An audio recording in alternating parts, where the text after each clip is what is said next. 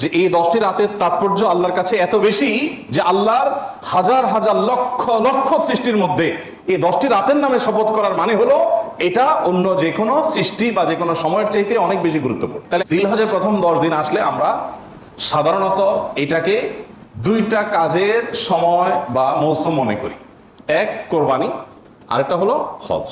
জিলহজ মাস এর চাঁদ দেখা গেছে, সাথে সাথে পত্রিকাগুলোর নিউজ হয় কি, গতকাল বাংলাদেশে আকাশে চাঁদ দেখা গেছে, জাতীয় চাঁদ দেখা কমিটির বৈঠকে এই ঘোষণা বা সিদ্ধান্ত গৃহীত হয়েছে, অতএব আগামী অমুক তারিখ পবিত্র ঈদুল আজহা, গোসল খাইতে পারবেন আপনারা অমুক তারিখে, সুসংবাদ গ্রহণ করেন।